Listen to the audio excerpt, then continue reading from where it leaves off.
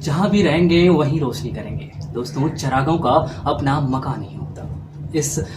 इस पूरी पंक्ति को जो है वो पूरी तरह सार्थक करने वाले आज हमारे साथ हमारे मेहमान धनंजय कुमार जी हैं और इन्हें हेलमेट मैन के नाम से जाना जाता है। और आप लोग इनके सोशल मीडिया अकाउंट से ज़रूर जुड़े होंगे और ज़रूर इनको जानते भी होंगे कि ये किस तरह अपनी सर्विस में रहते हुए अपनी सर्विस में रहते हुए समाज के प्रति जो इनका योगदान है, जो सेवा है, वो पूरी भागलपुर की जनता के साथ साथ पूरे भारत के लोग इनको बहुत ही जो है इनकी प्रशंसा करते हैं सोशल मीडिया अकाउंट पर। और आज बड़ी सौभाग्य की बात है कि आज हमारे मेहमान के तौर पर, हमारे मार्गदर्शक के तौर पर ये हमारे साथ हैं। बहुत धन्यवाद सर आपका हमारे खास कार्यक्रम आशीर्वाद मंत्रा सफलता की एक श्रृंखला के इस सीजन के पहले एपिसोड में सर। Thank you. सबसे पहले मैं आपको बधाई देना चाहूँगा कि आप अपना कीमती समय लिए और आप अपने स्टूडियो में बुलाए। मुझे बहुत गर्व हो रहा है कि भाई मैं अपने कुछ कार्य की वजह से जाने जाते हैं, जिसके माध्यम से आप हमें बुलाएं। तहे दिल से शुक्रिया आपका, थैंक यू।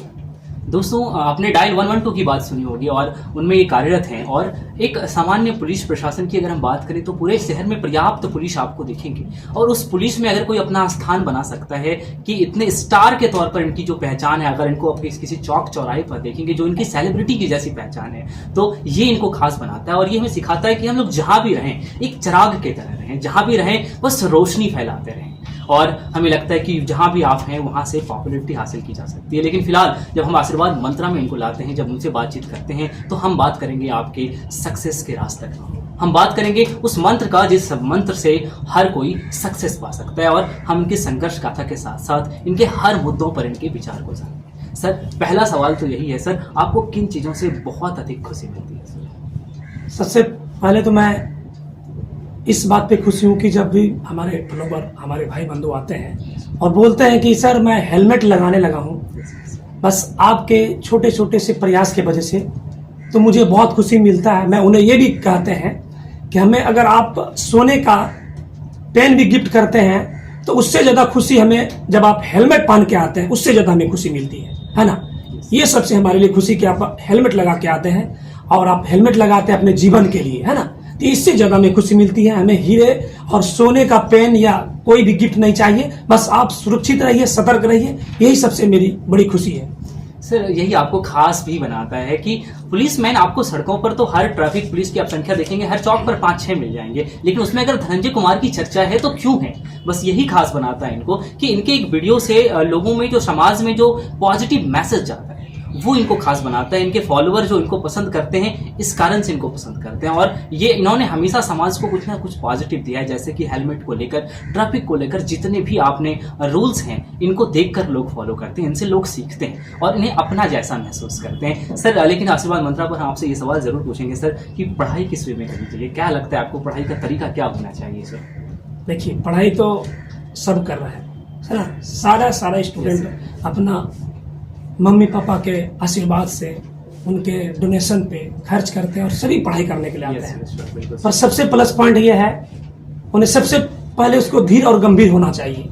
समय तो बहुत इंपॉर्टेंट है। जैसे कि होता है कि सक्सेस में बहुत सारे समस्या होती है ना, और ये समस्या सभी को जूझना पड़ता है, जितने भी स्टूडेंट है। और हमें भी इस समस्या पे जूझना पड़ा है और जूझे हैं, यहाँ तक हम लोग अभी तक मुकाम हासिल किया है। तो सबों को मैं यही कहूँगा कि आप लोग बिल्कुल माइंड फ्रेश करके पढ़िए। ये नहीं सोचना कि मेरा जॉब नहीं हो रहा है। जॉब अगर आप विश्वास से, कड़ी मेहनत से, कड़ी लगन से आप अगर करेंगे तो आपको सक्सेस होने में कोई नहीं बाधा पहुंचा सकते हैं। यहाँ तक कि आपके आसपास पड़ोस घर जाते होंगे, 6 महीना, 4 महीना, 2 महीना में जिसका जैसा रनिंग है, दूर है, जाते हैं तो उन्हें घर के आसपास के लोग कहते हैं कि आप क्या कर रहे हैं। उनका यही क्वेश्चन रहता है, सभी का यही क्वेश्चन रहता है कि भाई आप इतना दिन से भागलपुर में रह रहे हैं, पटना में रह रहे हैं, दिल्ली में रह रहे हैं, आप मतलब क्या कर रहे हैं। इतना सा सवाल से स्टूडेंट समझ लेते हैं कि हमारे बारे में क्या कहना चाहे। तो उनके बातों पर जरा भी ध्यान नहीं देना है। इसीलिए नहीं ध्यान देना, आपके मम्मी पापा कभी ये बात पूछते हैं? कभी नहीं पूछते हैं, है ना। मम्मी पापा के अलावा दूसरे को ये होता है कि भाई आप क्या करते हैं, तो उस पर बात नहीं ध्यान रखना है। सिर्फ ध्यान रखना अपने मम्मी पापा के, अपने जो आपके करीबी रिलेशन है वे आपको सपोर्ट में रहते हैं। तो दूसरे पे कदापि ध्यान ना दें और अपने लगन से, मेहनत से पढ़ते रहिए। आपका सक्सेस 100% कोई नहीं रोक सकता है ना। Thank you sir. होता क्या है सर कि हम लोग सभी मध्यम वर्गीय परिवार से आते हैं और सर हम लोगों के पास एक जो है लिमिटेड रिसोर्स होता है जहाँ से हम लोग पढ़ाई के लिए आगे बढ़ते हैं, और समाज में जब वो कमेंट, जिस कमेंट की आपने बात की, और उस समाज में उस कमेंट को हमें ही नहीं सुनना पड़ता, हमारे फादर को, हमारे मदर को सुनना पड़ता है, तो कई बार हमने देखा है छात्रों को 1 नंबर 2 नंबर से चूक जाने के बाद हतोत्साहित हो जाते देखा है। तो सर आपको क्या लगता है कि छात्रों को कैसे खुद को मोटिवेट रखना चाहिए, कैसे खुद में बिल्कुल मोटिवेट? इस बात में मैं भी सेटिस्फाई कर रहा हूँ और मैं भी बहुत बार इसमें अनसक्सेस भी हो चुके हैं। पर पूरी मेहनत, जब हम अनसक्सेस होते थे तो हमें लगता था कि भाई कहाँ पे, स्टूडेंट को सारे मालूम चलता है कि हमें कौन सा सब्जेक्ट में हम कम मार्क्स लाए हैं क्योंकि हमें सक्सेस नहीं मिल पाया। तो उस मार्क्स पे, उस सब्जेक्ट के आप हॉबी होके लग जाइए, जिसपे आपको लग रहा है कि भाई मैथमेटिक्स में हमें पढ़ाई करने में परेशानी होती है, समझ में नहीं आ रहा है, तो उस पर ज्यादा फोकस कीजिए, है ना। जब आप उस सब्जेक्ट पे ज्यादा फोकस करेंगे तो 100% है कि अगले जो आप एग्जाम देंगे उसमें सफल होने में कोई नहीं रोक सकता है। ये सभी स्टूडेंट के साथ होता है, सबके साथ होता है। हमें भी 2010 में सारी प्रक्रिया पूरा होने के बावजूद मेरिट लिस्ट में आया तो हमारे माइंड में बहुत नेगेटिव थॉट आया, पर हमारे जो फादर है उनका कहना था तो क्या हुआ, कुछ नहीं, इससे कोई टेंशन नहीं लेना, अगेन टू अगेन, है ना। आप पुनः इसको प्रयास कीजिए, आप प्रयास करेंगे तो आपको सक्सेस होने में कोई नहीं रोक पाएंगे। मैं पुनः प्रयास किया और आप सबों के बीच में मैं 22 जून 2013 में अपने बिहार पुलिस के पद पर आया हूँ। बस ये चीज को रखना है, हर समय सबको नेगेटिव आता है पर इस पे कोई गौर नहीं करना, है ना। और ये जो आप बताए सर, कौन सा पॉइंट बोले कि आर्थिक स्थिति, ये सबके साथ होते हैं। आर्थिक स्थिति जानते हैं, जब स्टूडेंट सक्सेस के मार्ग पे पहुंचने के कगार पे रहते हैं, होता है ना कि मंजिल, जब चलते चलते जब मंजिल पे पहुंचना होता है तो वहीं से उसको जो है ना बहुत सारी समस्या होती है। जैसे अपनी बहन की शादी करना होता है, फादर्स बूढ़े हो गए हैं, मम्मी बीमार हो गई है ना। ये सब सारी समस्या सभी के साथ आते हैं, हमारे साथ भी आए थे। पर इस चीज को अगर जो झेल लिए, जो झेलने की क्षमता हो गए, उसको कोई नहीं रोक सकता। आगे एकदम 100% है कि वो पहुंचेंगे और पहुंच पा रहे हैं। जो मेहनत कर रहे हैं, कड़ी मेहनत, ईमानदारी से, उसे कोई नहीं रोक पा रहे, है ना। क्या बात है सर, बिल्कुल। जब संघर्ष के चलते हैं तो सफलताएं जरूर सर हमारी कदम को चूमेगी, और हमें भी इस बात का बेहद भरोसा है कि छात्र आपकी इस बातों से बहुत ज़्यादा जो है खुद को जोड़ पाएंगे कि उन्होंने जो परेशानी झेला है, जो संघर्ष के पथ को चूमा है, और वो आपकी सफलता को देखेंगे तो हमें उन्हें भी यह फील होगा कि इस संघर्ष के राहों से सफलताएं जो है पाई जा सकती है। सबसे अच्छी बात यह है कि 2013 में आपने ज्वाइन किया सर, और आपने जो नाम किया है इस शहर में, कि हमें लगता है कि हाँ, आप जिस चौक पे, हमने तो आपको जिस चौक पर देखा है कि वो जो सेलिब्रिटी वाली फीलिंग है। तो 2013 के बाद जब आप बिहार पुलिस में आए तो सर आपको जब ये लगा कि आप जिस पद पर आ रहे हैं, उसके साथ आपको कैसे लगा कि हमको समाज सेवा की तरफ बढ़नी चाहिए सर? देखिए, समाज सेवा, ये वर्दी तो बाद में होती है, सबसे पहले समाज सेवा होता है। हम लोग एक जमीनी से जुड़े हुए हैं, जमीन से जुड़े हुए हैं। हम लोग आज सुख दुख सभी चीज झेले हुए हैं और देख भी रहे हैं, है ना। तो ये चीज सबके साथ होता है कि भाई सुख दुख होता ही है। पर आप जिस भी पद पे हैं, चाहे आप डिफेंस लाइन में रहें, सिविल लाइन में रहें, कहीं भी आप रह करके समाज सेवा कर सकते हैं। समाज सेवा सबसे बड़ा सेवा होता है ना। वर्दी मिलना या जॉब करना, कोई भी, ये तो अपना परिवार चलाने का एक जरिया है। अगर आप हम अगर जॉब नहीं करेंगे तो हमारे मम्मी पापा, हमारे बच्चे इसे कैसे मतलब भरण पोषण कर पाएंगे। पर इसमें रहने के बावजूद आपका फर्ज है सामाजिक कार्य करना, है ना। अगर सामाजिक कार्य करेंगे तभी आपको सक्सेस कहेंगे, अच्छे आपके बारे में सोचेंगे। आप जॉब कर रहे हैं, आपके मम्मी पापा घर में भूखे हैं, आपके मम्मी पापा किसी से 2 रुपया मांग रहे हैं, तो आपका जॉब करना ना करना कोई वैल्यू नहीं रहेगा। पड़ोस वाले बोलेंगे देखिए उसका लड़का कितना अच्छा जॉब कर रहा है पर उसकी मम्मी को सही से कपड़ा नहीं पहन पा रही है। ये अगर आपको सुनने के लिए मिल जाए तो आप चीफ मिनिस्टर क्यों ना बन जाए, है ना।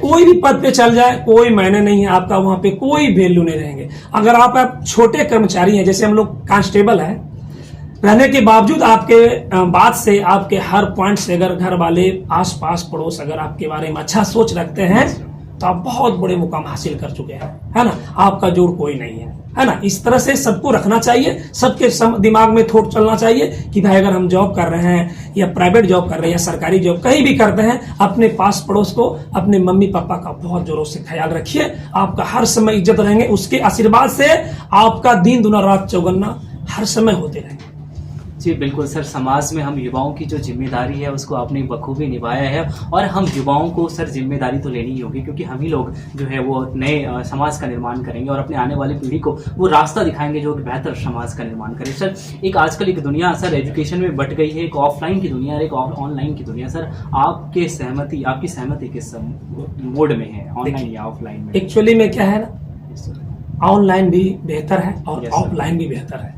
और आप यूज कैसे करते हैं। अगर आप ऑनलाइन अगर आप यूज करते हैं तो आप किस तरह से यूज करते हैं वो आप पे डिपेंड करते हैं। आप गलत तरीका से भी यूज कर सकते हैं, बहुत तरह के अश्लील वीडियो देखने को मिलेंगे, है ना, और बहुत ऐसे वीडियो आपको मिलेंगे जिससे कि आपको हर पॉइंट में मोटिवेट मिलेंगे, है ना, हर पॉइंट पे आगे कदम बढ़ने का रास्ता मिलेंगे। तो ऑफलाइन ऑनलाइन दोनों एक दूसरे से कंप्रोमाइज है, पर आप यूज कैसे करते हैं ये आप पे डिपेंड करते हैं।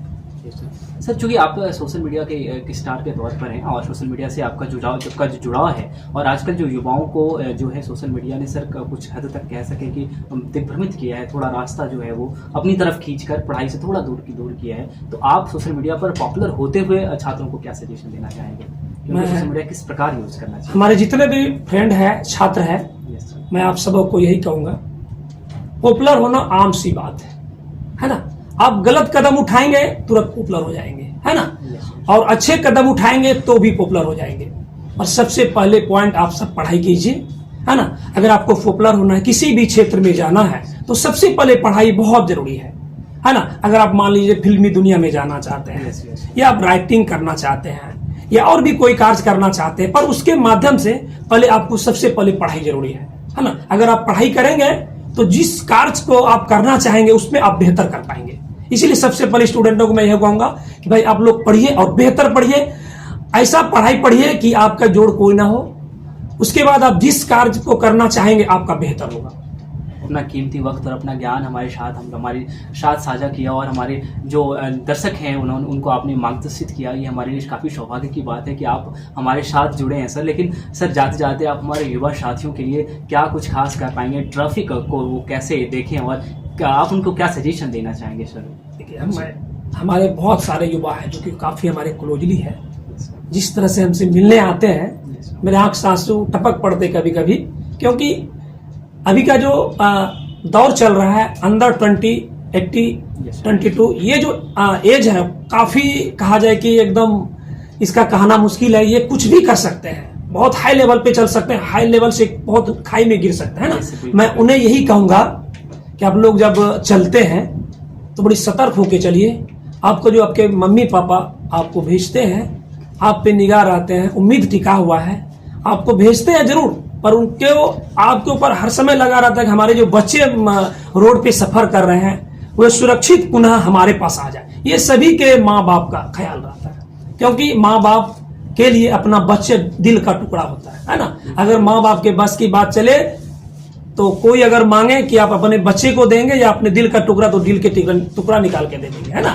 तो मैं यही कहूंगा भाई, माँ बाप जो है ना आप सबों का बहुत ख्याल रखता है, उनको आप पे नाज है। आप भी जब भी जहां चलते हैं अपने सुरक्षा लेके चलिए, हेलमेट लगा के चलिए, अपना टोटल पेपर लेके चलिए, लाइसेंस रखिए, पैर में जूता लगाइए, है ना। अगर ये प्रक्रिया लेके चलते हैं तो आपको कहीं भी किसी भी तरह के कोई भी ट्रैफिक पुलिस हो या कोई भी किसी भी तरह का हो बड़े अफसर, कोई आपको परेशान नहीं करे, आपको शाबाशी देंगे, है ना, आपका स्वागत करेंगे कि भाई आप इतने कम उम्र में इतने सटीक तरीका से रोड पे सफर कर रहे हैं, तो आपको कहीं ना कहीं आपको लोग को अच्छा लगेंगे। अगर आप गलत तरीका से चलते हैं तो आपको कितना भी स्मार्ट आप देखने में क्यों ना हो, आपको हर समय डांट पड़ेगा, है ना। इसीलिए स्मार्ट का कोई वैल्यू नहीं है, कोई मायने नहीं है कि आप कितना स्मार्ट हैं। आप तब स्मार्ट दिखते हैं जब आप रूल से चलते हैं, अपने तरीका से चलते हैं। अगर आप रूल से चलेंगे तो आपके जो छोटे भाई हैं, बहन है, वे देख करके आपको चलेंगे, है ना। उनको जितना सब बुद्धि होगा करेगा, पर आपको अगर सही तरीका से अगर आप चलते हैं, घर में सही तरीका से व्यवहार करते हैं अपने मम्मी से, पापा से, पड़ोस से, तो वे बच्चे आपके सीखेंगे, आपके भाई बंधु सीखेंगे। जब वे सीख लेंगे तो उनके जो आने वाले जनरेशन है उसको सिखाने का जरूरत नहीं पड़ेंगे, है ना। बिल्कुल। युवा साथियों, बहुत ही खास मेहमान हमारे साथ आज धनंजय कुमार जी जुड़े हुए थे और उन्होंने जो हमारे साथ अपनी जानकारी को साझा किया, आपके एजुकेशन के साथ साथ खासकर ट्रैफिक नियमों को जो उन्होंने समझाया है, हमें लगता है कि आप सबों को उसको पालन करना चाहिए, क्योंकि हम युवा पीढ़ी हैं, हम ही बदलाव ला सकते हैं और हमारा ही मन काफ़ी चंचल होता है। और ट्रैफिक को लेकर जो आज आप नई नई घटनाओं को देखते हैं, तो उसके लिए आप कितने सजग रह सकते हैं, और सर ने उसके लिए जो काम किया है वो तो ये धन्यवाद के पात्र हैं ही। सर बहुत बहुत धन्यवाद सर, आपने अपना कीमती वक्त हमारे साथ साझा किया। उम्मीद करते हैं ये सभी जानकारी हमारे दर्शकों के लिए लाभप्रद हो। Thank you.